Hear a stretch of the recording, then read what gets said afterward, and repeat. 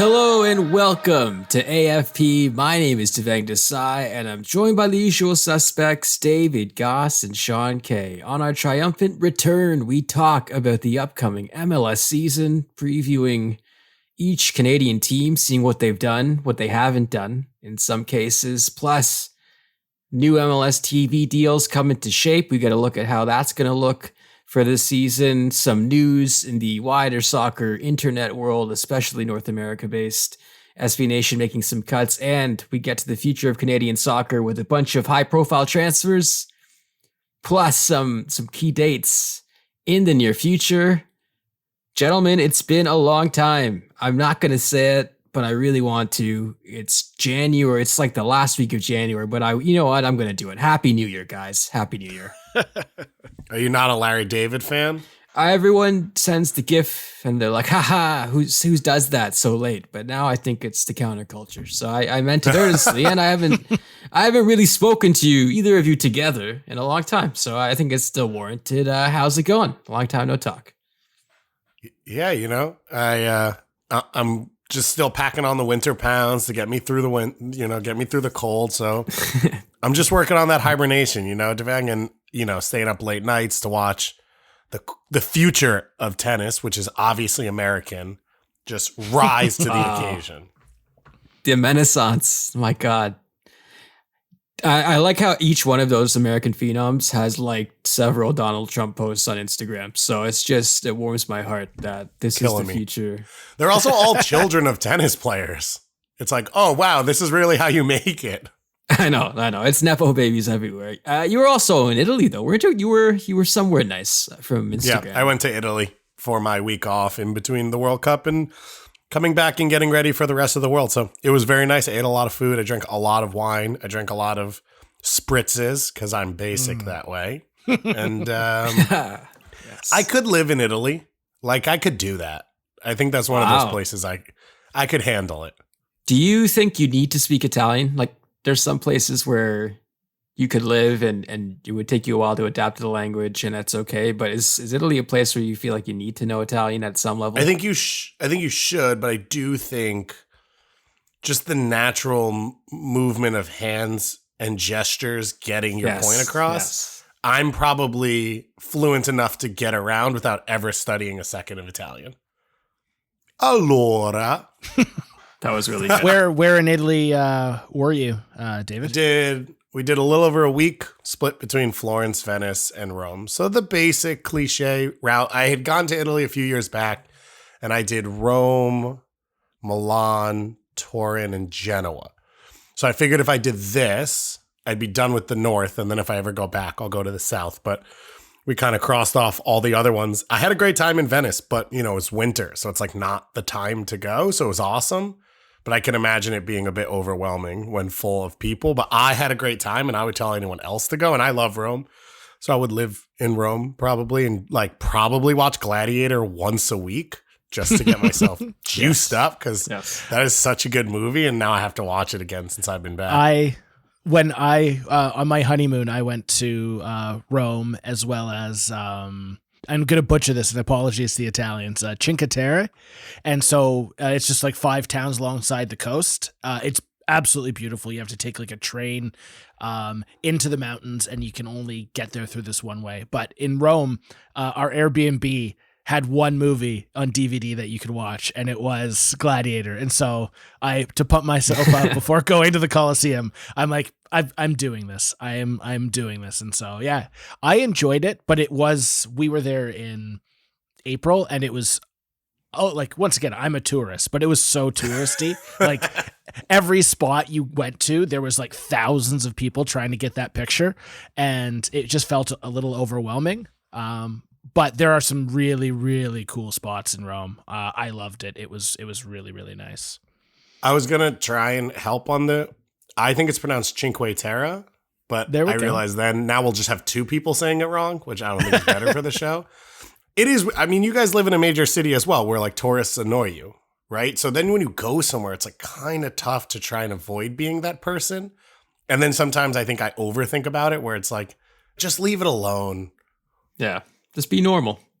Whatever that is for you, be normal and get out of my way. Get out of my way or I'll shove you out of my way on the sidewalk. Yeah, that's all.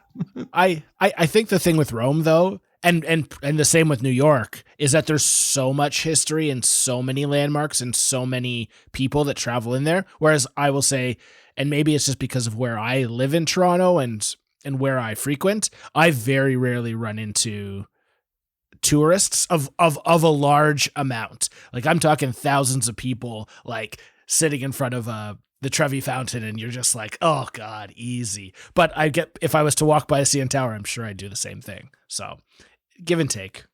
I think you're right, Sean. And I live closer to the epicenter, quote unquote, of the city, and it's never that bad. Like some people are stumbling around TIFF, trying to watch a movie. It's like, well, there's a Montana's down the street. There's a Kelsey's as well. See what the best Toronto has to offer. And that's all. That sounds great, David. Congrats as well. Belated congrats to you on the personal great news. Sean, you're well? Yeah, things are good. Was in PEI for a few weeks to celebrate the holidays, and came back and just been living in the gray world that we live in. No sun, no snow, just gray. 3 weeks of straight gray. So I can be as happy as I could be because there's no sun in this world. But aside from that, great. The saddest thing, when the sun came out today, it was like a multiple people are messaging me. I'm seeing online boards light up. People are like, did you see the sun is out? The sun is out. That's how bad January has been. It's been terrible. I cannot wait till January is over. But overall, I'm all as well. And a lot has happened, obviously, since we've spoken to you last, which doesn't feel that long ago, thinking about it now as we sit down to record the show. It's like, yeah, it's back. And the World Cup is in the rearview mirror, and we have MLS teams playing friendlies behind closed doors, behind closed doors, where they tell you it's happening, but then they also tell you they're not going to tell you what happened, which at that point, just don't even tell me it's happening, right? Ignorance is bliss. I don't know where you guys fall on the friendlies that aren't friendlies that are being played but aren't played, but they have to tell. We've been on that side, Sean. We've been on that side. We've done it. Yeah, I was going to say, you guys worked for a club. What is what's the vibe for other people around, like when you're actually around it? Like, do you then tell people like, hey, I was at this game the other day that you don't know about? And like, it was so cool. It is one of the most annoying things as both sides, as somebody who would manage a team in social media, like being frontward facing and telling, like, and why are we telling these people? It's like, well, we've got to be out in front of it in case they hear about it, but then we're going to be secretive about it. Yeah. And then you're like, well, so no matter what, my job is going to be extremely tough for the next 48 hours for no reason other than we could have just deflect. Yeah. And then from a fan point of view, it's like, why are we not knowing about these games? Is there really like this super secret player that's trying out for the team? Is the tactics really that different? The secrecy around MLS preseason across the board is wild compared to, I would say, any other North American league. Do you guys think that as well? I think it's taken too seriously. Yeah. I mean, like, I understand the preparation aspect, but I recall, I think the TFC was playing the Galaxy, and this was highly anticipated friendly. I think the Galaxy has some new additions as well, and they didn't want, they just didn't want to publicize that much. And yet we saw them post that the game was happening. So we're like, we'll do the same thing. But at that point, you've opened a can of worms because we were following them, because if they're saying we're playing TFC and we don't say anything, it'll look weird, wouldn't it? So I feel like you're put in that position, and then B, you're also told you can't say anything about said game. So it just puts you in the firing line of some irate fans. But I think it's taken a little too seriously. I understand plotting for the season, but come on, guys. It's just, I guess what's hard about preseason for me, and to be clear, only from the outside ever, like I've never worked for a club, is I guess like friendlies are so common in soccer that it's like, it's more natural for them to be more useless, if that makes sense. Like NBA preseason game, you only have like 16 dudes on their roster, right? Like the guys are going to play a little bit and there's only so many things you can do, where like in soccer, it's like you could roll out 9 academy kids, a trialist, and like one starter. And so it's like really hard for me to like figure out if any of it matters. And I kind of just, it's a point of guilt for me that every year I'm like, I'm going to watch preseason this year. I'm going to follow preseason. I care, and I don't care. And then you add in having other competitions. So it's like, oh, well, it would be an opportunity to see these players, except they'll play an Open Cup, or they'll play in the Canadian Championship, or Leagues Cup, or CCL. Like there's like 90, every team's going to play 55 games this year. I don't need 3 extra to see like a bunch of random people who I'll never see again. So I struggle with preseason. And then that's hard, where it's like, okay, TFC plays Vancouver, let's say in a preseason game. Vancouver wins 3-0. They look good. Well, did TFC play 9 academy? You know what I mean? Like it makes it hard on both sides as well. That's a good point. Very good point. And we're going to talk a lot about preseason and make some sweeping judgments based on it in a few seconds. So take that with a grain of salt in advance. Have you seen their preseason roster? Did you see that? Yeah. Although I will say NYCFC look like a train wreck in preseason. On that note, we'll take a break. When we come back, on the other side, we'll take a look at the Canadian teams, what they've done, what they have to do as we get closer to season kickoff.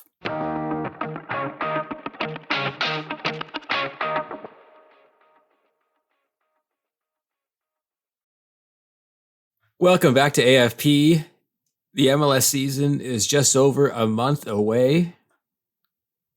Lots of time for roster machinations and hand-wringing and posting regarding who is in, who is out.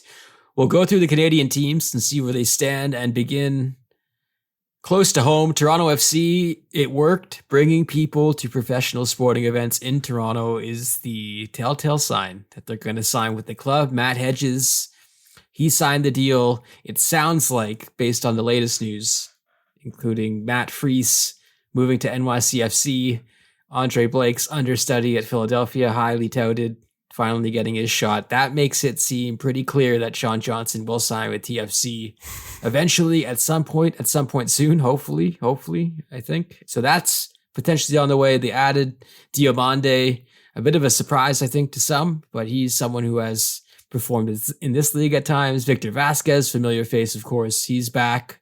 Thomas Romero, the other goalkeeper that they brought in, probably the backup. A lot to do, though. Left back, second center back, midfield depth. Frankly, not enough incoming at this point, but obviously they still have time. David, where do you sit with where TFC is at? I guess, do you think is their timeline accurate here? Like, have they left too much to do? Because I think there is some nervousness around the fact that it doesn't seem like this team is as composed as it should be at this point in the offseason. This doesn't look like a roster to me. And I might be lost on some things or undervaluing some people.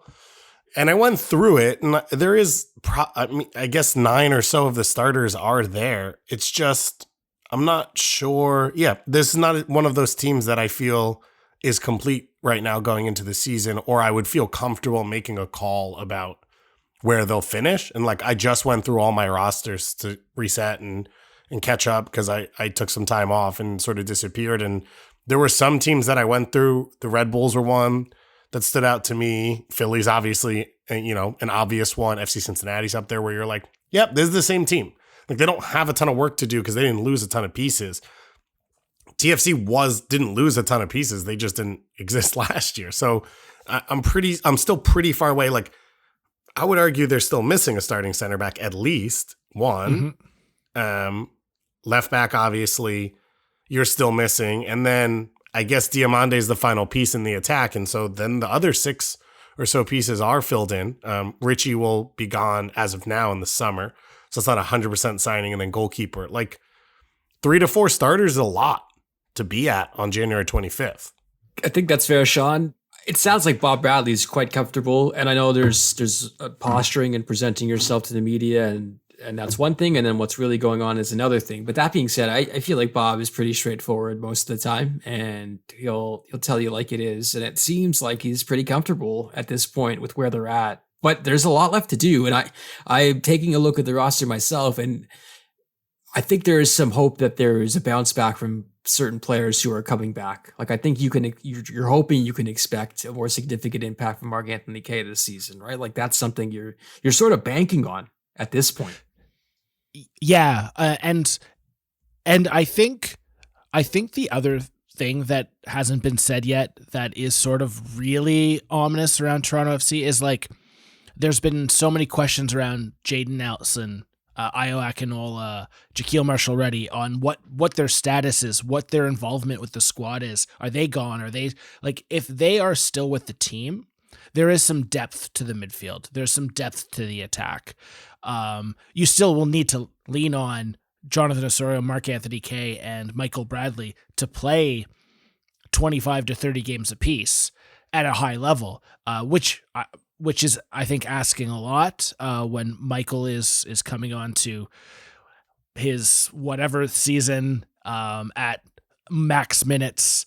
Jonathan Osorio, who hasn't, like, credit to him, like last year was, I would call it a bit of a one-off in regards to a weird injury, but Jonathan Osorio hasn't played more than like 25 games for the last 3 or 4 seasons. So to expect him to be in the lineup day in, day out is going to be tough.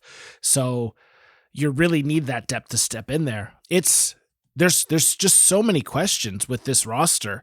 Where does Victor Vasquez sit into this role? Like in a midfield 3, he doesn't really fit into it. And then he doesn't really sit into that number 9 spot that like Diomande has sort of stepped into. Ayo's there. Jimenez is there. I'm concerned. And as much as Bob is saying this is the squad he wants, I think that the next 7 days will be really telling. I think we need to see the end of the transfer window in Europe to see where some of these guys could get sold to, and then as well as who may be coming in. There is talk of a second center back coming in. But once again, I'm concerned right now with a month to go. No, I completely agree with you. And one of the things you mentioned, some of the homegrowns, but it's like Petrasso's traded away. Schaffelberg's traded away. Mm-hmm. DeAndre Kerr and Kosi Thompson got some minutes last year. Jaden Nelson obviously got minutes because he's like a high-level prospect.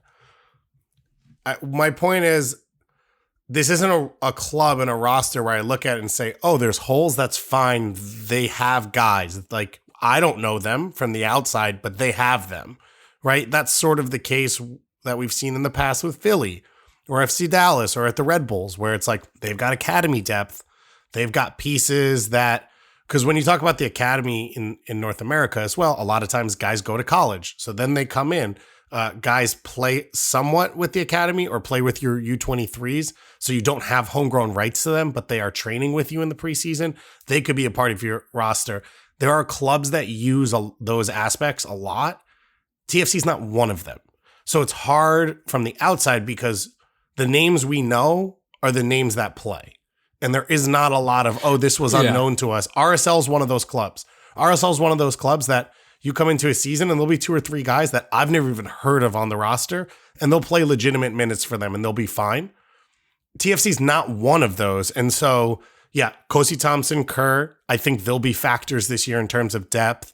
Caden Chung, Jaquil Marshall-Rutty, those guys will be a factor in terms of depth, but it's not like they're going to bring other academy kids into this first team and play them legitimately. So you need all first team players that don't exist on the roster right now. It reminds me, I think LAFC is maybe a bad example and they just won. So maybe block them out of this, but I feel like they're still trying to win the way you were supposed to win in 2017 or 2016, where you could get by if your first 11 was just simply good enough and it could be filled with high-priced players, but also solid veterans who have plenty of MLS experience. I think what you see currently is still that need for high-caliber talent, but the insulation has to be produced by your club.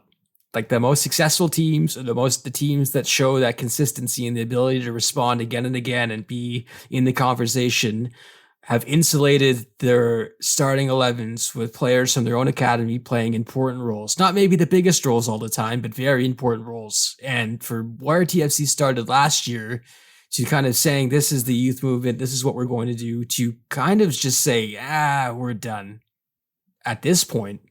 That's where I feel a bit less optimistic than I feel I should have been with some of the people they did bring back in terms of like the big guys, the big DPs. So the plan is not certain for me. Yeah, I think the 2017 comp is interesting, or just that era of MLS, because that was sort of a shift from you have your big DPs carry you to winning, right? To mainly like Galaxy and teams like that, to the like, well, Seattle actually builds a legitimate roster top to bottom. There are not a lot of holes on their team. I think TFC built that, right? With Beitashour and guys like that. This team is, our 6 best players are better than your 6 best players. And that can be enough. And I don't want to take away from all this that I think, I've said this before, I think Bob Bradley is the best American coach right now in the world. I think he gets more out of players than other people, right? The Revs just gave up $400,000 allocation in TAM and a TAM contract to Latif Blessing, who was, a backup winger in MLS as a young kid when he got to Bob Bradley. Mark Anthony Kaye was a USL winger when he got to Bob Bradley's system. Now, he's a national team player. So that is also something you need to include.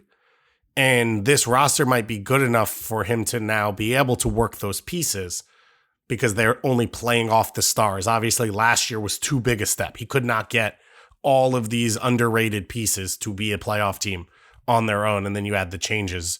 And so I don't want us to discount that completely because he is that good. Yeah. And if Oso, Kaye, and Bradley are healthy, like they could be that good, right? Like you could then look at this team and say, okay, not a ton of depth, but like their front 3 are better than everyone in MLS because of the 2 Italians. And their midfield 3 could be better than everyone in MLS as well. And that's a pretty strong place to go from, especially if you add Sean John to this whole situation. But you don't see a ton of MLS teams win by saying they don't have 2 of the 3 best center backs in each matchup as they go through the season.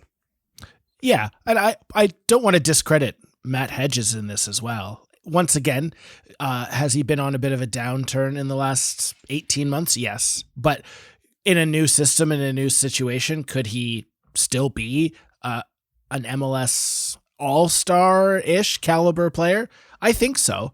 But he needs to be insulated with another CB that can play alongside him. But once again, if you have Sean Johnson, Matt Hedges, and like Michael Bradley, Mark Anthony Kaye as the sort of spine of your back line, you should be in most games. So yes, do I think that there's some huge holes in this roster and in the way that it's being made? Yes, but I think you're right though, in the sense that like you've brought in 2 very high profile MLS free agents. And on top of that, you have maybe the 2 best players in the most skilled players in Major League Soccer up front. So you're counting Sean John in that? No, I'm saying Bernardeschi and Insigne. But who are the 2 MLS veterans? Oh yeah, Sean Johnson, Okay. Sean Johnson, and Matt Hedges. Okay, I didn't know if you were on board with Devang, which was if you go to a Canadian sporting event, you're automatically a TFC player. I didn't know if you were subscribing to the theory. I am subscribing to it. However, if Saturday, a week from now, rolls around and he's not holding a TFC jersey, I will unsubscribe to that theory. Devang, that's fair. Didn't Fonzie go to an Edmonton Oilers game? Does that make him a TFC player? Wow. Okay. You're the one who said Bob Bradley is him, so you're on the record with that. You basically said I'm Bob happy Bradley to be on is record him. with that. So good. Well, I hope so, David, because that'll mean TFC will do well and it'll all work out. I don't know. I'm hearing those names Sean listed out, and I'm feeling this could be fun. But what could not be fun is if they have to play in these new kits. No, I'm joking, but the new TFC kits are making the rounds, and a lot of people are not pleased.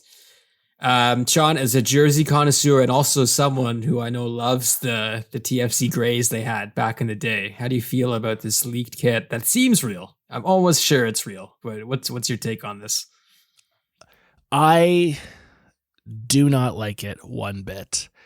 No one does. Sadly, no one does. Yeah, I think, number one, when I first saw it, I was like, and David, on the way to BMO Field, there is the train station, and outside the train station is a couple guys in a van selling like busted TFC t-shirts and jerseys and all this stuff. And that's what I thought when I first saw this, is that on Atlantic Boulevard, there's a couple guys just tossing this out of their back that they made.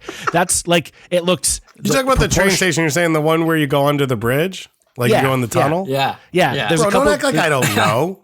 Don't act like I didn't walk from Shoeless Joe's to multiple games. Well, Don't I was going to other say... me.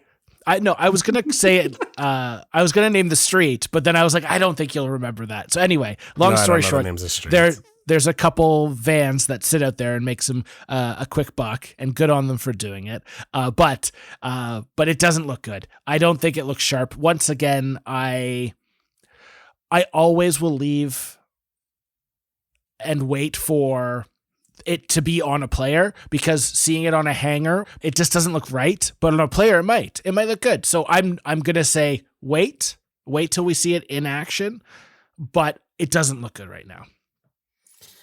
That's an understatement, and I think the TFC fans I polled are not a fan. But I've seen multiple versions, and I'm not. I think Sean is right in the sense that we should probably wait to see the final form, as they say. Let's see how this Pokemon evolves and track it from there.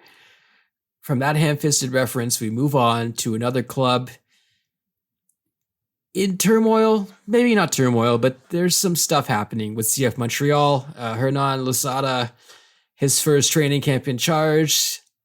Kai Kamara, Wantaway does not want to be there after the club's handling of the Wilf Nazi situation. He did return to training, but then he got held up in some bad weather and missed training to start the week, which has put him back in the bad books, but he still wants to leave. I was reading today that Joaquin Torres could be on his way out, with the Philadelphia Union reportedly interested in him. CF Montreal seeing so many players leave. I think this team will be fascinating to observe from now through the end of the season to see how they can deal with this, because they do have some people coming back, and they've got some good news in that regard regarding Victor Wanyama, but where is this team at? Like, do you read into the fact that Kai Kamara is still there and causing a problem by being there, or is he being the pro and just trying to wait it out till he gets a deal to go somewhere else? Like, that seems like not the worst thing in the world, but when you have a new management and someone who is clearly pissed off by how they treated the old management, the old coaching staff, it makes for a really awkward situation.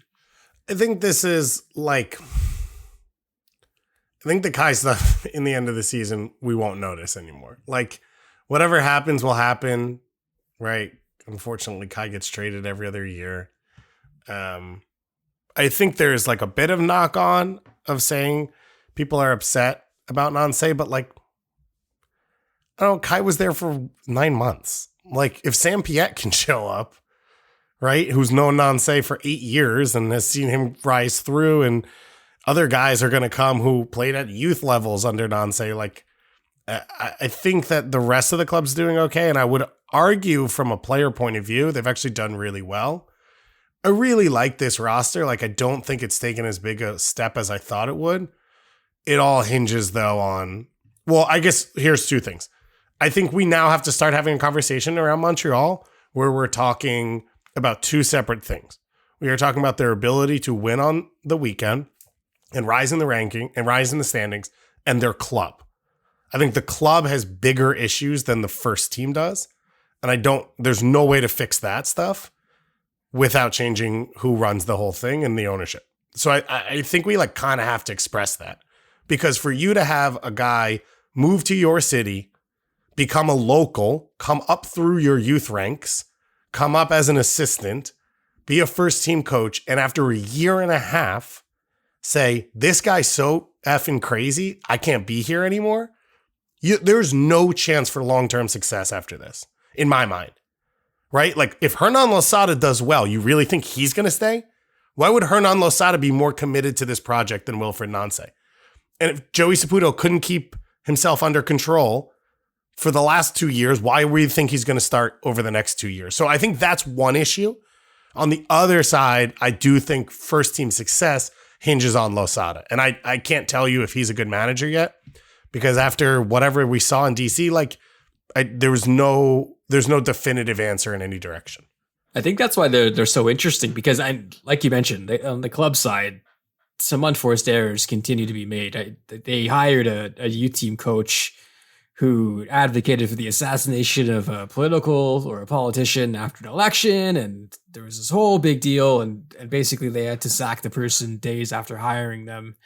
But the team itself, as much as they've lost with Georgie and Alistair and Ismail Kone and Wilf Nancy, the team itself that they return is quite formidable, David, like you mentioned. And can they win in spite of the dysfunction is something out of Major League and out of the movies. But with a coach who wasn't run out of his last job, but basically was for being a tyrant. Is that too much to say, David? With someone who had pretty militant fitness concerns? Like, someone texted me and they were like, is he legally allowed to be a coach in MLS? Because there was standing complaints from the players union that were bordering on lawsuits. The trading standards.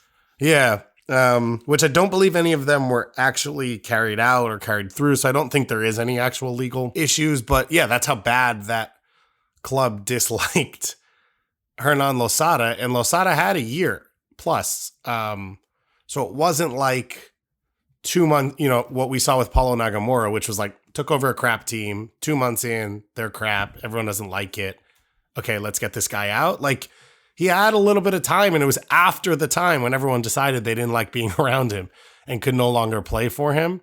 But I would say, once again, you'd hope he'd learn lessons from his past situation, his past job. I don't know Hernan Losada well enough to say if that's true, but you'd also hope that this is a different role. Like, he's taking over a built team. And so rather than maybe trying to reformat into his ideal system, which requires this physicality and fitness at an insane, unhuman level, maybe he can take a lot of what Nancy already did and start to tweak it. And then maybe it won't require him to do the things he did with DC. He's a good quote too, which makes this even more fascinating. Reading some of his media he's done so far, it's going to be wild. And the team itself has been quite good, and I'm really excited to see what they can do this season and see the drama unfold. The team that probably has the least amount of drama surrounding them in a Canadian sense, and that is for the best, is the Vancouver Whitecaps. They have made some moves, but I think stability returning this year or not having to make that many moves could be viewed as a positive. They brought in Nacional defender Matthias Laborda to shore up the back line. Blackman, Veselinovic, and Yao probably formed that nucleus, which is pretty strong. I look at this team and I see Ryan Gauld, future Canadian international Ryan Gauld, back again, and I'm joking, but also maybe. And Brian White, and Tahome, and Kubas, and Shop, a full year of him. Julian Gressel, a full year of him. Am I wrong to feel like there's a possibility for the Whitecaps to be one of the quote-unquote surprise teams of the season? So I got to tell you, I had a chance to sit down with Ryan Gauld during the media marketing tour, and I brought up the Canadian stuff. I don't know if I did it on air. And when it happened, I was like, athletes live different lives, but I'm pretty sure it's going to take him like 6 years to get any form of citizenship to be eligible. But everyone was pumped about it. And I asked him about it, and he's like, I don't know, man. It takes a really long time to get citizenship. And I was like, that's what I thought. I don't understand why everyone all of a sudden was like, oh, he wants to play for Canada? This guy's going to be Canadian now. We do this with the US sometimes too. It's like, maybe if the sports were bigger, that happens. I don't know if hockey would do that, be able to do that in Canada. We don't really have a sport in the US where politicians are going to like fast track citizenship for that person, because we win most things, and the ones we don't like. So there's not like a person who's going to get us over the line that anyone cares about. But I thought that was really funny with Ryan Gauld. But with Vancouver, listen, I will say I did all of this last year.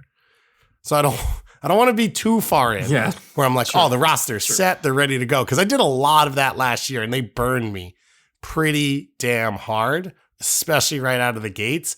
But I will again say, outside of 2, maybe 3 spots, this was a pretty settled team. They've already filled one of them with Laborda.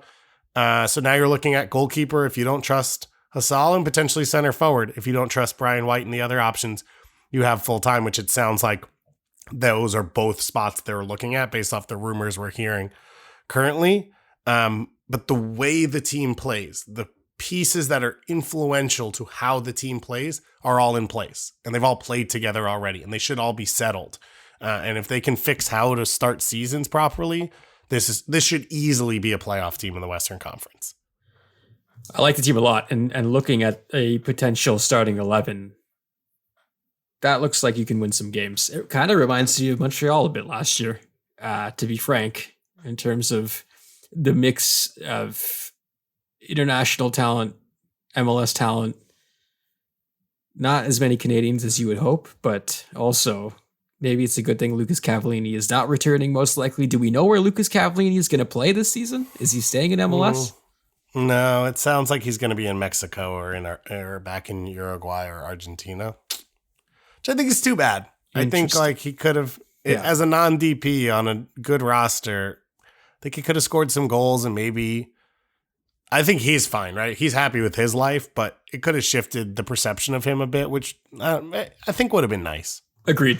I mean, I'm not sure how many people outside of Vancouver will remember the head stomp that effectively ended his career there, but I will, and that sucks. Like, that's not a great way to end your club career in MLS, I feel like, right before a World Cup as well. Those are the Canadian teams. Plenty more additions to be made in some cases, but the friendlies are happening. I saw Vancouver was playing Hamburg. I believe they lost to them, and TFC's training in California as well. More on that as we get further in the show. We'll just do an MLS roundup. David, you mentioned NYCFC, a big departure for them. Alex Collins leaving. Sean Johnson's going to leave. That's a pretty big upheaval at the back end for a team that's kind of been built on their solidity at the back. It's going to be the first new NYCFC squad in like 5 years. They've been the most consistent team in MLS on points year to year, or pretty much since Villa retired, or right maybe his last year as well. And yeah, you mentioned Sean John Collins, Anton Tinnerholm, who when healthy has been the best right back in MLS. He's already left. Max Morales gone. Tati obviously has already left. He's gone. Nicolas Acevedo, who played center mid for them, gone, and Santi Rodriguez, who basically won 2 playoff games for them to win MLS Cup 2 years ago. He's also gone. So it's massive overhaul for NYCFC. This is one of the weirder things. Like, Alex Collins is getting paid by CFG to not play for NYCFC. They could just give him a DP and pay him the exact same contract they're paying him to play for Girona. It's just, I can't imagine being a fan of the team because I just think it's one of the weirder ones to try and figure out and like mentally deal with. But at the same time, they'll probably drop 10 South American 20-year-olds on the roster, a day or two before the season starts and be really good. And we don't know that Sean John's gone as well. So we should be clear about that.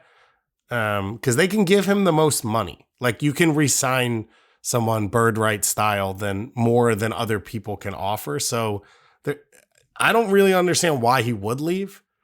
Like, you're going to get paid to live in New York. It doesn't seem like an obvious move, but he's been really quiet and he has gone out and, if he wanted to be in New York 100%, he'd be in preseason or, he'd be signed. So Clearly there's a sticking point for him.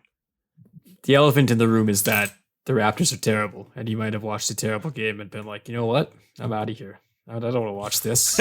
Well, they beat the Knicks twice in the last week, so I don't think that's an advantage this city has. The only team we could beat. How does that feel, by the way? We're literally the only team the Raptors can beat, and it's the New York Knicks. I feel so bad, dude. I looked at the schedule. We were like 3 games out of 4th on like a 5 of 6 winning streak. We had Toronto, Washington, Detroit. That was and the Hawks in the next 5 games. And I was like, we could make a run. And then we lost 3 straight goddamn games. So yeah, it sucks. Incredible stuff. Quickly, John Duran to Aston Villa. for a huge fee. Shouts to the Under 22 DP initiative for facilitating this news. Sean, do we have some trivia? We do. So I was just doing a bit of research and noticed that Joseph Martinez and Giassi Zardes both start the season with 103 goals. First off, I want to know which one do you think ends off the season with more goals? Joseph Martinez. I think the Inter Miami move is going to be a goal bonanza for him. Not to say that Atlanta was wrong in moving on when they did, but he's going to have a rebirth there based on that video of the academy kids welcoming him and the way it pulled at my heartstrings. I feel like a 20-goal season is incoming. I'll take Giassi. That club, Contrarian. Well, it's a team that generates chances. He's playing for a coach who was the assistant when he had his best ever seasons in Columbus under Berhalter. Mm-hmm. Historically, he's been fairly healthy as well. And I don't think the pressure's totally on him. So I'll pick Giassi on that one. And then to follow up, we've talked about Giassi, Joseph, and Kai Kamara already, who are the three top current active players in scoring. Kai with 144, Joseph with 103, and Giassi with 103. But I wanted to know if you guys could name the other 7 in the top 10 current active players. You know I'm going to start yelling Will Bruin at you, right? So this is where I wanted Is to... he 11th? I'll be so fucking... No, I want to asterisk that at this current time, Will Bruin is not an active MLS player. Oh, that's not fair. He is out of contract, and we don't know if he's going to continue to play in Major League Soccer. That's not fair because he's in the free agent pool. He is in the free agent pool, but he also scored 2 goals in the last season in playing. I just don't. He could be playing. But in is he on the list? He's not on the list. He's not considered, according to transfermarket.us, he is not considered an active player. Oh, so now we're listening to the Germans about this? Is that who makes transfer? Yeah. Actually, me and Jurgen Klinsmann came up with this list and that's wanted what it feels like. So let's go with number 4 through 10. Who do we got here? Active player. Is Carlos Vela? Josie. Carlos Vela. So Carlos Vela 8. Josie is 5. Nice. Good job, Devang. Carlos Vela active in MLS. Yeah. Is Arudi up there? He is. That one I couldn't believe. He's 9th on that list. Because he's just been in the league for 1,000 years. Is Chicharito? He is not. Okay. Rui Diaz. Rui Diaz is 10th. He has 68. Yep. So what are we missing? Number 4, number 6, and number 7. Fagundes? No. Fagundes is not in there. He's 11th. I'm trying to think of who's been around. What about Sebastian Blanco? No. We're getting in. So there's one guy who filled the net in his early days, early MLS style, then went away for a few years and then came back, it's called 4 or 5 years ago, and is on the list. He's only played for Josie. No. Well, Josie was 5th, but not Josie. Not Canadian, not American. Freddie Montero. Freddie Montero. There we go. Nice. That's a good one. And then there's 2 others. And I believe they played together in the beginning of their career. They were both young strikers. So this is 6th and 7th all time. You're 4 and 7. 4 and 7. 4 and 7. Yeah. Did you just make it harder instead of making it easier? No. They this guy played 100+ games for the club, and then I know the other guy did as well. My alarm went off to tell me I should answer this question. I'll give you a hint. I'm blanking. I'll give you a hint. One is a dual national for Canada and the United States. Teal Bunbury. That's number 7. So then who's the other one? So if they played together, who the other is it Johnny Russell? Keep going. Is it they played number Dom 4. Dwyer? He scored 90 goals. Nope. Scored 90 goals in Major League Soccer. Wait, so he played with Teal Bunbury earlier in his career. That's what you're saying? Correct. At Sporting Kansas City. Is it CJ Sapong? It is CJ Sapong. Wow. So they play together right now. Oh, yeah, sorry, they do. They do play together right now. I completely forgot the Teal's there. But yeah, they play together now. So they found themselves again. Yeah. Oh, my God. Yeah, CJ Sapong currently has 90 goals and is fourth in the all-time active scorers. I'm stoked that Devang got Maxi Urruti. I feel like that's a win for us. That is a big win. So yeah, I just thought it was fun. I hope other people yelled at me and got the list too. Huge win. Okay, that's the MLS roundup. When we come back, we'll chat some national team stuff. We'll also get to what we missed because we went super long talking all this MLS goodness, but we'll touch on some news coming up next on AFP.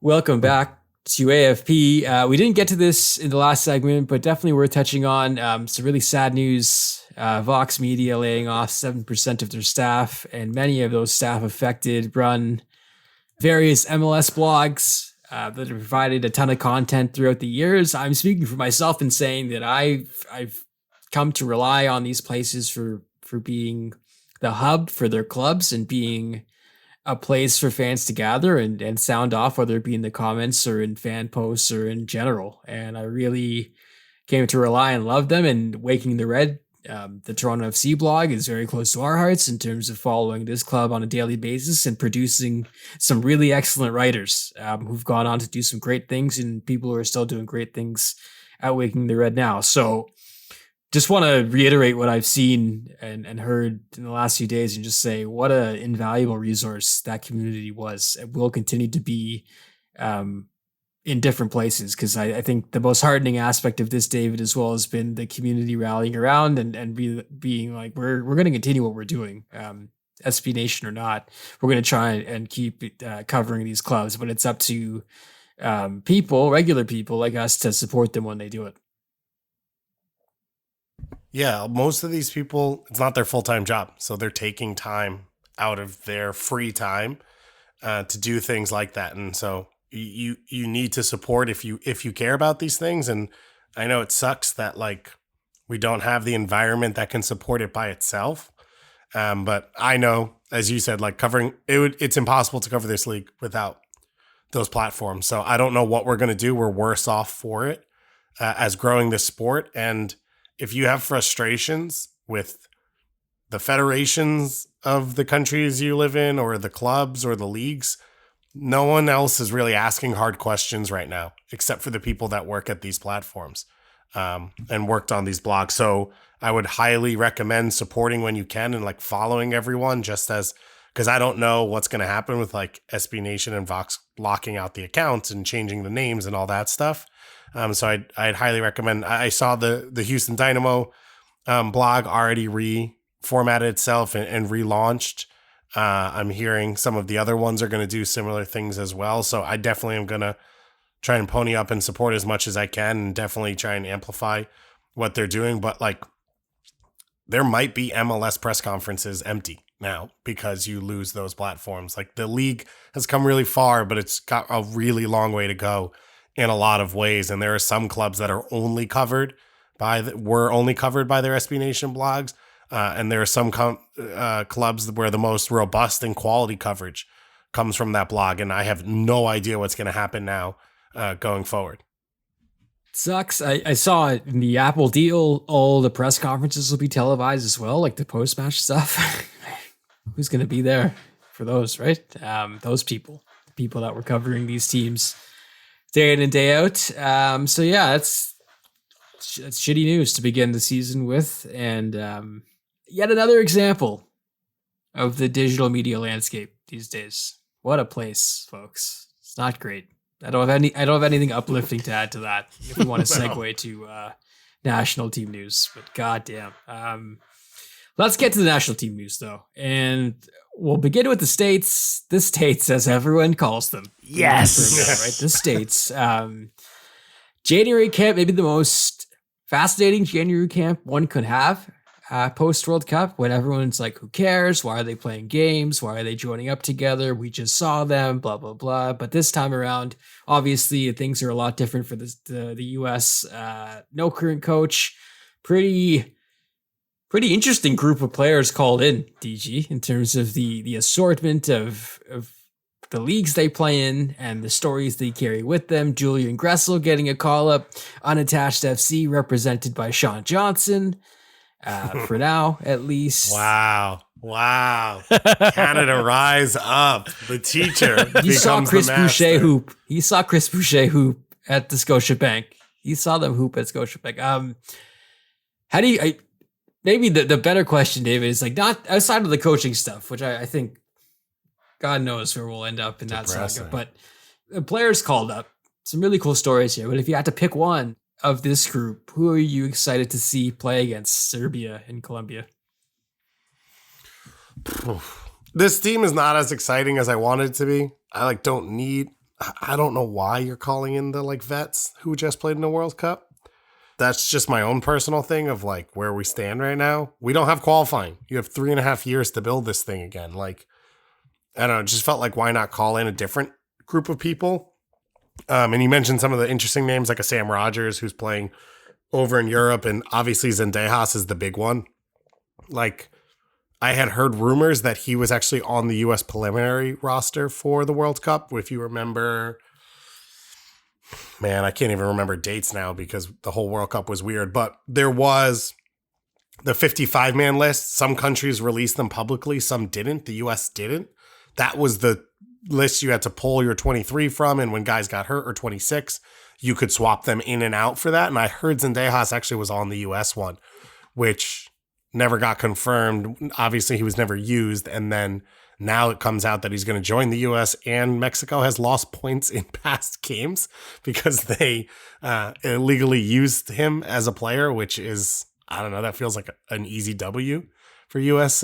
soccer off the back of that one. Maybe their only W in a really long time from a federation standpoint. So he's the big one. Like the way he's playing right now for Club America, he's a borderline starter for the U.S., and that's not a player that you normally find in a January camp. And obviously they're not finding him, but just to get him in the group and get him involved, I think that's sort of the most important one. And then it's the young, like the point of this game should have always been the young guys. So it's Jonathan Gomez, it's John Tolkien, Paxton Aronson, obviously, if he plays, if he doesn't, Aiden Morris, like it's guys like that a January camp should be built around. And that's where I'm kind of confused why you have the veteran pieces here of just like, give them a break. Like, let them take some time off. Let them go be trained with their clubs for the ones that are in preseason and like get ready for a good season. It feels unnecessary to me. But you know, Anthony Hudson's coaching a USMNT team in about 2 or 3 days. So this is the world we live in. Did you see Gio Reyna's celebration after he scored his goal for Which Dortmund? one? All 7 of them in the same. He did every screw you celebration on the same goal. I love it. I bet you do, Sean. I bet you do. He's going full heel, and the wrestling fan in me also likes that as well. Yeah, what a weird couple weeks. So let's just abstract with you two. The U.S., your national team plays a game in 3 days. Your coach says you're not going to be as involved as you'd like to be. Does anyone think that means for the whole tournament or for the game coming up that the lineup I just set publicly to everyone? And it's like, I talked to some people off the record who were around, and they said the behavior was like shocking from Reyna after that.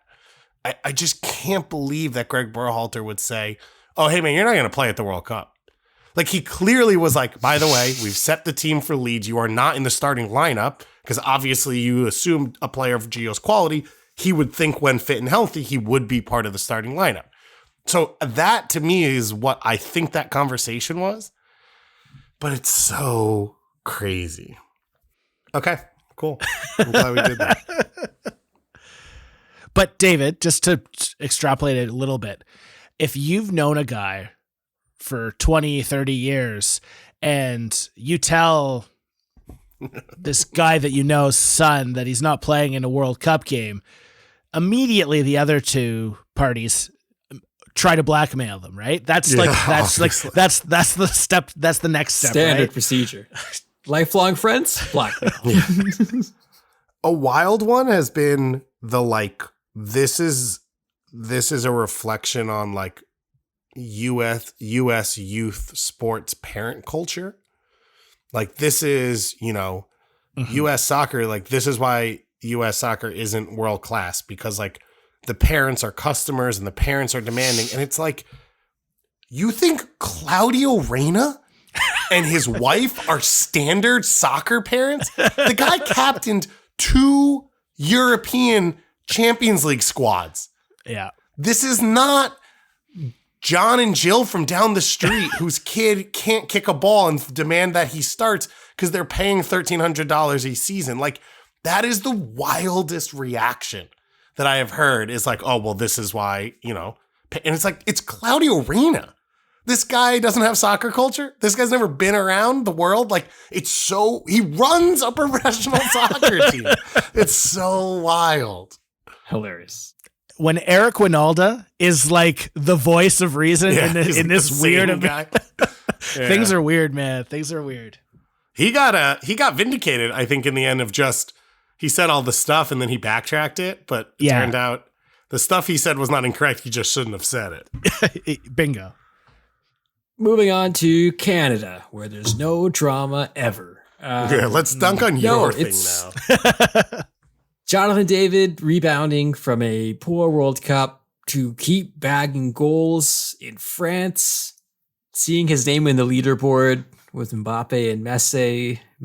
I don't know why I gave him the Mbappe treatment with his pronunciation, but yeah, that's where I'm at. Neymar as well. It's cool, but I find it interesting the transfer talk regarding JD has kind of died down. The striker market in general, maybe now is not the time in Lille's mind to cash in, and it seems like summer is more likely. And I think for all parties involved, that is probably the best move, because I think he's going to keep scoring for them. So JD prime for a big move, but I wonder, and you guys tell me if this is an unfair thing to say to JD, but I wonder if he's looking at what's going on with his friend Kyle Larin and really thinking about this next move for him and how important it is, and to really suss out where is the best spot for me, because he's seen Kyle maybe not regret, but rethink his decision, his recent decision to go where he did, and where he's found playing time so hard to come by that he's had to transfer again. So do you guys think that that's something that's in the back of JD's mind as well as he's getting ready to make this move? I don't want to be offensive, but like, I don't think Jonathan David's in the same stratosphere as Kyle Larin. And I like Kyle Larin. Yeah. I think Jonathan David thinks he's good enough to play at every team in the world, which he should. As me, would be like, you have to find the right spot, but I don't think these players see it the same way we do, because to be who they are, they have to, at their core DNA, have a chip on their shoulder and say they're the best player in the world. Hence why all of these players go to Chelsea and go to Man City and go to PSG and then don't play and they're confused, blah, blah, blah. So I think Jonathan David's in that sphere, not because I think anything negative of him, because I think he's elite, and like, that's the world he's going to live in, and that's the world he plays in. Maybe I'll phrase this differently. Chelsea's a good example. Chelsea has bought 14 wingers. They're probably going to buy a 15th winger. They're all of the same age profile where they're young. And don't sound bitter about it, Devang. Just, Damn, he looks good. Damn, Ucho looks good. Anyways, there's 15 of them. There's too many of them. Mm-hmm. And I think that would probably impact my decision making, like in terms of the club stature is one thing, but is it all about club stature? Is there a move where it's not lateral, but it's not a Liverpool club begging for goals or begging for a solution? It's not a Chelsea club that doesn't have a striker and is playing Kai Havertz there because there's no one really else, because Aubameyang is done. Like, is it there or is it somewhere where it's maybe not as much cash, but it's more practical to make this decision? I think it'll probably be the second one. And I think that his opportunity there is that I don't think Lille can hold out any longer. like this is a club that has shifted ownership because their reality has shifted. So yeah, I think he will go at that lower number to, I don't know if Milan's the right team to say because you don't know what happens with Giroud and Zlatan and all their other pieces, but it feels like that's probably the next step for him. And I think that's the right move for him, although I still want him to go to Real Madrid. I mentioned Kyle Aaron. Valladolid looks like this is going to be the end destination for him. I think Cadiz is also in for him, but not playing at Bruges, needing to get out and find some playing time.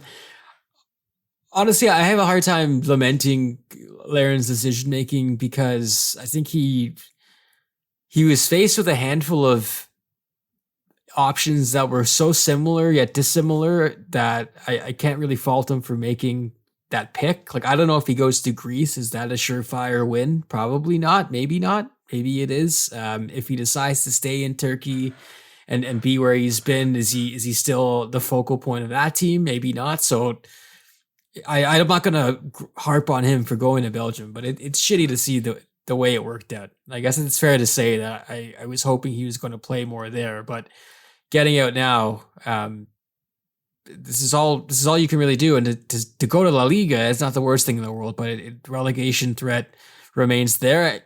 Legacy-wise for Kyle Larin, was there a part of you that wanted to see him back in MLS when this news came out? No, I think he's got more. I think he has more in Europe. And yeah, I actually hadn't thought about him coming back to MLS this time because we had heard rumors last time, but no one had really been connected this time. And I think it'll be cool for him. And I think he's good enough to play at a higher level, So I hadn't really thought about that. And I don't know that there was like one team that was starving for a center forward that was going to pay him. It would really only have been Vancouver, right? Well, there is a team in Toronto that has a designated player spot open. Jeez. That needed a starting striker. No? Do they need a starting striker? Didn't they give Jesus Jimenez $1 million? And didn't they give Iowa Kinola a new contract? I'm just saying they just brought in a new starting striker who hadn't really but not at the same level of spend. No, but once again, this is all on the assumption that Io is going to be moved on. Jesus Jimenez is going to be moved on. Like, there's money there if they could move on with these guys. There's $1.5 million in both Io and Jesus combined. Like, there. I like how you call him Jesus. It makes it feel like a much more revelatory experience. Is it Easter already? Yeah. For some reason, I thought of the Polish league when you mentioned Jimenez, and just to remind myself that Poland almost hired Steven Gerrard to be their national team manager. Which that's the country incredible. that I want. Yeah, Gerrard didn't want to move to Birmingham. He didn't want his family to have to move to Birmingham, but he's going to coach the Polish national team. I saw that name. I'm like, what? Who is hiring what? Still not as incredible as Roberto Martinez managing Portugal now, but we'll talk about that at another day. I wanted to end on this, guys. Ismail Kone playing for Watford, getting some starts, captivating the fans over there. Have you gotten a chance to see him, Sean? I have. I've gotten the chance to watch him. And I was texting with David earlier on a week ago, whatever, but just how impressive he is when you just watch him play, how effortless he makes the game feel at no matter the level he plays at. And that's just what's so captivating and so awe-inspiring of it all. It's like that I don't think no matter the level he'll ever play, if he's playing the Champions League final, whatever, he's going to be that cool, calm, collected guy that'll just lob a player or nutmeg them and just make it look so casual, like he had been just doing it on the park in Montreal. So it's really nice to see. He still has a lot of work to do to be a final product, but I think he has the ability and the mentality to take it to the next level, which is really nice. Didn't he start like his second ever game there? Yeah. Yeah. Yeah. Yeah. It's wild. He's special. He's a stud. No, he's a stud. Everything Sean said, I totally agree with him. Like Watford, that's not the top for him. Like he's going to do this again a couple times, and it might be more than it should. Like being a Canadian, I know that sometimes I say on this, like, oh, relax with the chip on the shoulder. Like, it's not really there, but, it's still different. Like, there isn't really the known, path for him to take. So he might have to still do 2 to 3 moves to get to his top level. But yeah, I just can't picture him in a team at a level looking out of place. And so if that's the case, if you can at least hang, teams are going to keep giving you shots till you prove that you've reached your ceiling. I'll end on this fun geographical fact. Watford's training ground is literally right beside Arsenal's. So you'll see Ismail Kone playing for the Gunners sooner than later. That's the prediction I'll make there. Top of the league, Arsenal, by the way. Just wanted to get that in there. All right. That is the national team roundup. Said that at the end so no one could reply to my comments or talk smack to me or say it's early or say it's January, because I know all these things and it is early. But yeah, we'll leave it there. When we come back to wrap up the show, it's the mailbag, Ask AFP.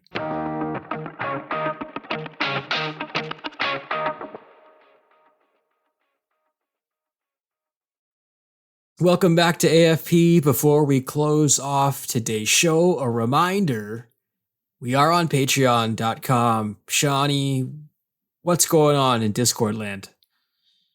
Yeah, no, Discord's still popping off. It's still going. It's a great place. We tell you every week. It's the place to come support us. We chat with you every week. We keep up to date on whether it's Major League Soccer signings, CPL signings, what's going on in the Premier League, if Harry Kane is the greatest striker of all time, all these types of things, all in the Discord. And on top of that, you get, if you sign up for Patreon, you get the episode a day early, you get it ad-free, and you support a show that you hopefully love.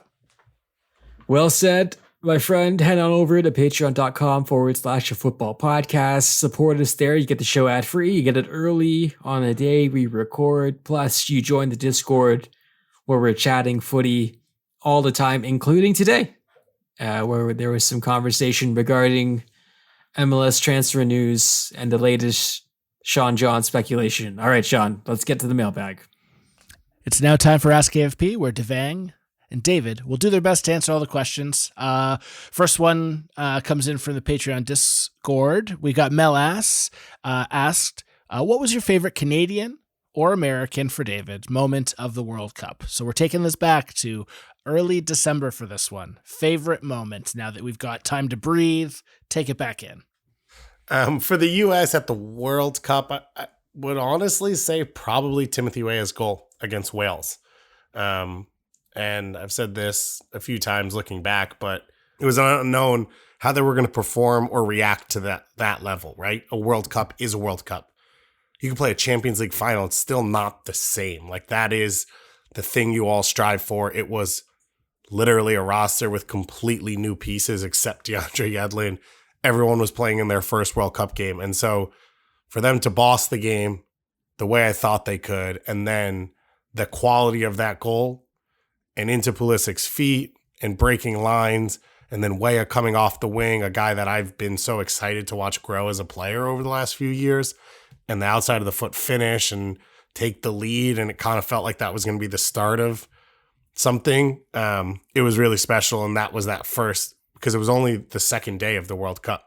So that was, like, for me, the first big moment. Maybe Saudi Arabia beating Argentina that morning was too, of like, oh my God, the World Cup's here. And like, each little kick is going to matter, everything for the history of these teams. So yeah, that would be the big one. Great pick. Part of me wants to say the Fonzie goal, but I do think for me it'll be the opening half against Belgium, and that's a lot to choose from. But the way they played and the way everyone was taken aback by how Canada played, and all these people I followed on Twitter for different reasons because they covered the big leagues and the big clubs, they were all talking about Canada for once, and I'll always remember that, even though they ended up winning the game, and even though we did get a Fonzie goal and a goal in a World Cup, which is a massive moment. I think just because everything happened so quickly afterwards against Croatia, it didn't really sink in at all. And even though they did lose to Belgium, we still had that moment of being the center of the soccer world, even just for 90 minutes at least. So I will always remember that. And I like that the most, I think, out of everything that happened. Staying on with World Cup, Dan H asks, I'm going to only take half of this one, but he asks, which team had the worst World Cup relative to their predetermined expectations? Devang, you go first. Because I picked them, I want to say Uruguay because they really, really did not live up to my high billing. For what I expected.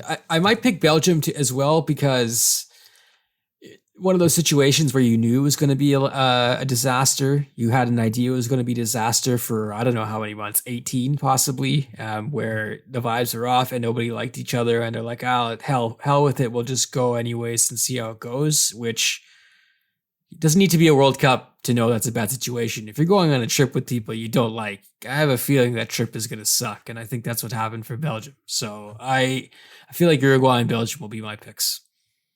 So I think Denmark is one of the ones to me. Like they had a lifeless World Cup when it was like, are they ready to break through? Like, are they one of those teams now? So I think that's one of the big ones that stands out to me. I think Uruguay's up there as well, Devang, and especially the way they went out of like, if we had tried for the first two games, we could have been a factor. But I don't think you can avoid Mexico because of the quality of their group. And like, again, the way it happened to play like trash the first game, struggle a bit, but be in a game with Argentina at times in the second game, and then wake up in the second half of the third game where it's like, okay, cool. If you had done this for 20 more minutes in the other two games, you're probably going through to the next round. So I think those are the three big ones that stand out to me from the group stage. And then the one I'd say for the knockouts, it's got to be Brazil. I like this Brazil team, I think statistically was by betting odds, the biggest favorite we've had in the modern era going into a World Cup. And they just turned off for the last 5 minutes of a knockout game against Croatia. Tite doing the pigeon dance will go down as one of the most fatal blows of a coach. But it's going to be one of those things where that and like that game and all those goals and the bike kick, it's going to be disassociated because the world, like people are going to be like, what happened to Brazil at that World Cup? Like when you see those clips later on, you know what I mean? Like you see some of these goals where you're, or like they'll win next World Cup and it'll be like, everyone will assume those goals were happened in 2026. Cause you look back times where like players do great things and you're like, oh, well, that was the World Cup. They went to the final. Like, no, that was actually a different World Cup where the team sucked, but you only have one memory of these people. Moving on, S. McGinnis asks, what are your favorite and least favorite MLS kits of all time? David, let's start with you. So my favorites, wow, that's a tough question. I think you definitely have to say the like Argyle SKC look that they came out with at some point and then have kind of worked with for a long time and have shifted it. I love a collar, so I actually like some of the whites that LA Galaxy have done over the years. Like when Beckham first came, they actually put together, even the blues they put together some really nice kits, jerseys, whatever term we're going to use, whatever world we're in right now. So those would all be up there. I mean, the fact that the Houston Dynamo ever had a black jersey while playing in Texas in the summer is comical to me. There's so many bad MLS ones. It's like hard to pick one. Very good point. The earthquake stuff never really did anything for me. The Sounders just as a club motif. As a lifestyle, as a brand, the Sounders color, I just don't like at all. And I know it's their whole thing, but no thanks. You know who I do like though? And I like their old kits. Kansas City, consistently, I've liked their kits. And like their old, like the 90s kits, the 96 kit in particular. I love the colors on that. And I like the collar too. So I'll go with the Kansas City Wizards. Shouts to Jimmy Conrad. If you're talking about clubs, Minnesota consistently, I like. They have a button. I like the gray. I like the loon blue stuff. I like the sash. They've had some that are better than others, but pretty consistently, they're one that I would always wear in my everyday. Fair enough. Yeah, I was just going to shout out the early days DC United, just the black and white or the white and black. When I think of just like a proper jersey kit, whatever, I loved it. It just made it. It was the one thing that stood out from like so many loud, obnoxious 96, 97 kits. It was just a staple that I loved. I played pickup on Sunday, and someone at pickup had a Metro Stars striped jersey, like red and black with a white pinstripe inside, and it was legit. Oh, yeah, that was first team I ever saw in Major League Soccer was them against the Revs, and Clint Mathis was up front for the Metro Stars. It was a hell of a time. Long shots. We're talking today is the 23rd of January, 24th of January, whatever today is. Who is your early favorite to win MLS Cup? Devang, let's go with you. Toronto FC. No, I'm only 30% joking there. In my scientific research, I was looking at the average age of these players on each club. And based on this in-depth research, your 2023 MLS Cup winners will be Charlotte FC. Because of the age of the players on the team? You didn't explain it. 23, around 24, the average age. Because it's 2023 and the average age is 23? Connect the dots. I also think Karol Swiderski is going to win MVP. So there you go. Charlotte FC from the backcourt. You heard it first. Anything is possible. I appreciate the long shot. Wow. Okay. I'm just gonna go basic then, since you took all the crazy out of the room. And I'll say Philadelphia. Yeah. They return everyone. They've got something to prove, so they're probably gonna play with a chip where other teams, you win something, you sort of lose focus a bit. And they've progressed every year, right? They went from no playoffs to playoffs, no playoff wins to playoff wins. No playoff wins to playoff wins to conference finals loss to MLS Cup. Now they've lost MLS Cup, so progressively they now need to win. They now need to win it. I'm just going to throw a little one out there, and I don't know if they'll win it all, but I think Inter Miami is going to take another step forward this year. I think the noise of no Messi, no Ronaldo is out of the building, and Phil can just focus on what he's got. And I think it'll be interesting to see what they do with Pozuelo, if they do move on with him. But I still think that team is going to be a strong team in the East, especially with teams like Montreal, New York, not knowing what they're going to be like this year. I disagree. Really? Interesting. I think you're underrating the loss of a certain Alejandro Pozuelo. So that's the other question, is that it hasn't been stomped yet, has it? It's still in conversation? My understanding is that Messi is still more realistic than the report. The PSG stuff was overrated or over-reported. Okay. And my understanding is that they will still leave a DP spot open if they can. So there we go. Okay, so I'm going to double down because Lionel Messi is going to be playing for Inter Miami. There. Love it. Yeah, that's my early pick. And actually, funny enough, the last question is, with Ronaldo being snapped up in Saudi and Messi looking like he's staying in Paris, who do you think is the next big designated player to come to Major League Soccer? I'll go first and say Neymar. I don't know it sounds like Messi could go to Saudi Arabia too, though. That's not completely door closed. Nope. So unless everyone goes to Saudi Arabia, I think Neymar might not want to do that and might want to come to North America. So I'll say him. What does next mean? Like, who is the next biggest one, or who is like the next one to happen? Like, we've had the Zlatan, we've had the Beckham. So it has to be someone on that. Yeah, of that, like, you sort of saw it a mile away coming, that of course they're going to join at some point. So yeah, I would say of that stature. So I've been on the like Memphis Depay train for a while, but then he went to Atleti, and it feels like you don't make a move unless it doesn't work there. And then it's like, I've been to the last 2 clubs. It sucked. Like I'm ready to leave. I think he's a possibility just because he's like one of those dudes who comes to the U.S. a lot and does a lot in the U.S. I'm going to go out on a limb here, and I'm going to say Kevin De Bruyne. Ooh. Wow. He's 31. Where do you go from City, right? Like, what else does he have to accomplish after this? Except winning Champions League, which I assume he'll hope happens at City. I know he spends a bunch of time in the U.S. as well.